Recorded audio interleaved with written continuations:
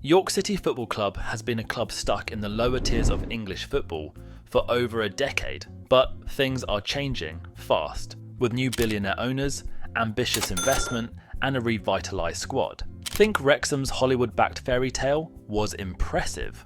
York City has all the ingredients to follow a similar path, maybe even quicker. York has a rich history, a loyal fan base, and now the financial backing to climb the football pyramid. In this video, we'll dive into the story of York City Football Club, their rollercoaster past, their ambitious present, and what looks increasingly like a future that could see them rapidly climb the football leagues. This isn't just wishful thinking from hopeful fans. The numbers, investment, and strategy all point to a club that's building something special.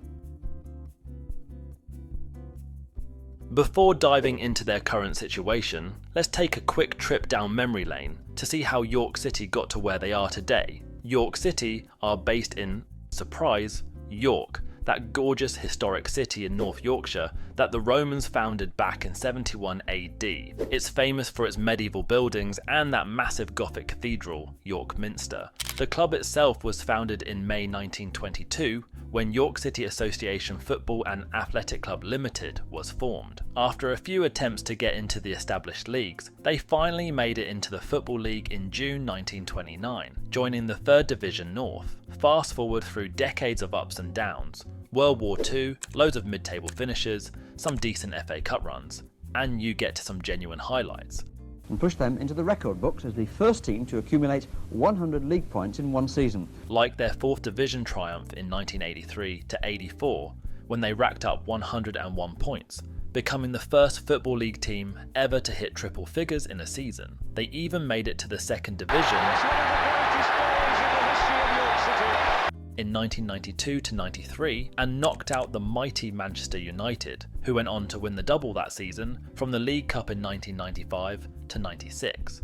But then things took a nasty turn. By December 2001, the club was put up for sale for £4.5 million, with owners threatening to pull them out of the Football League altogether if nobody stepped up. Racing driver John Batchelor took over in March 2002, but by December, they'd gone into administration. The supporters' trust rescued the club in March 2003, but the damage was done. York didn't win any of their final 20 league games in 2003-04 and finished last in the 3rd Division. That ended their 75-year run in the Football League. The comeback started in 2012 when they beat Luton in the Conference Premier Playoff Final to return to the Football League after 8 years away. But the joy was short-lived. They went down again to the National League in 2015-16, then dropped further to the National League North the following season. At least they won the FA Trophy at Wembley that same year as a consolation prize. After a few more years of struggle,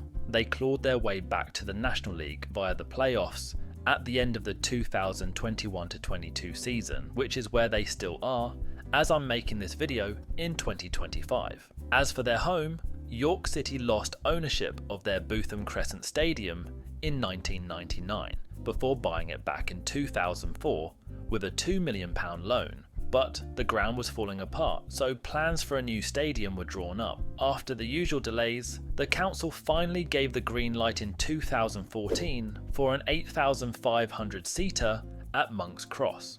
Building began in 2017 and they officially moved in January 2021, playing their first match with no fans thanks to COVID restrictions.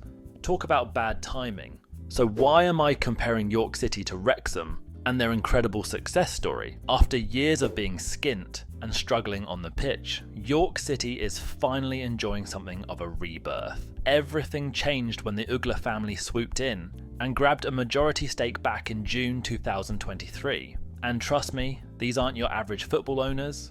The Uglers are proper loaded. We're talking Canadian billionaires with fingers in all sorts of pies from business to charity. Matt Ugler is the son of Lance Ugler, a financial big shot worth over £650 million, who made his fortune in financial data. While Matt's background is in property and investments, his real passion has always been football. His mum, Julie Ann, isn't just sitting around counting cash either. She's heavily involved with human rights organisations, including Human Rights Watch. Together, they run 394 Sports Limited, which now controls 51% of York City after they recently sold a 24% chunk to another investor, the family office of Bill E. Ford, the chief executive officer of private equity firm General Atlantic, spreading the ownership around and bringing in some extra expertise and money.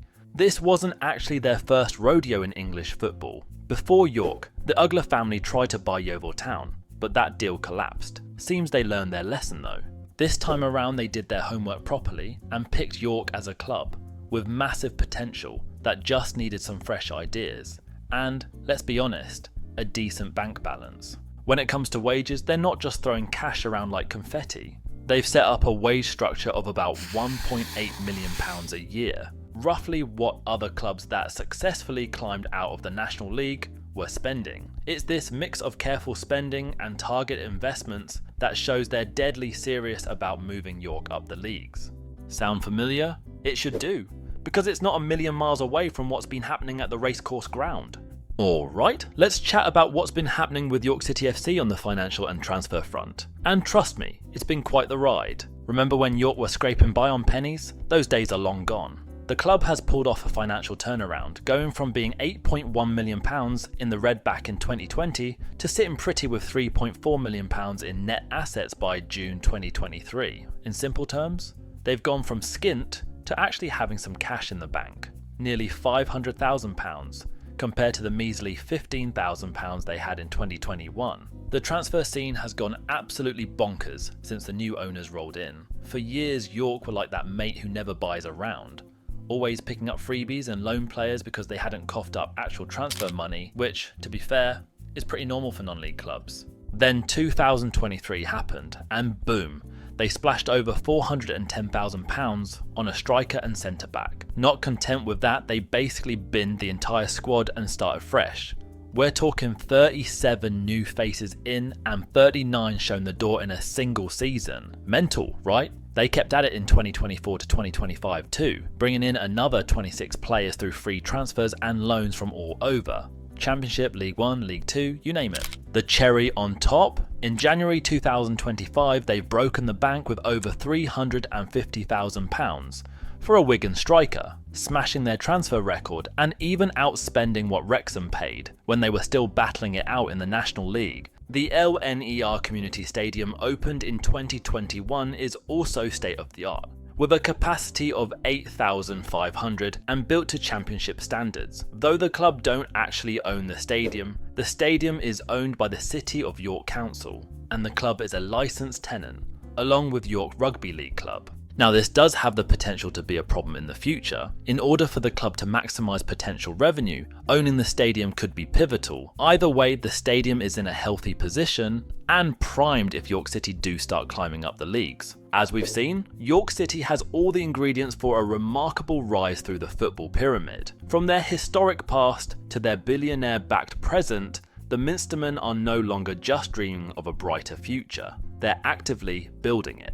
The Ugler family's investment isn't just about splashing cash, it's about creating a sustainable model for success. With their strategic signings, improved wage structure, and modern stadium, York City is positioning itself to follow in Wrexham's footsteps. For fans who've endured the painful rollercoaster of relegations, administration, and near extinction, this new era offers genuine hope. The transformation happening in North Yorkshire isn't just about chasing glory. It's about restoring a proud football club to where many believe it belongs. Will we be watching York City in the EFL Football League soon? And how far can they go beyond that? Only time will tell. But one thing's certain, the days of York City being stuck in football's wilderness appear to be over.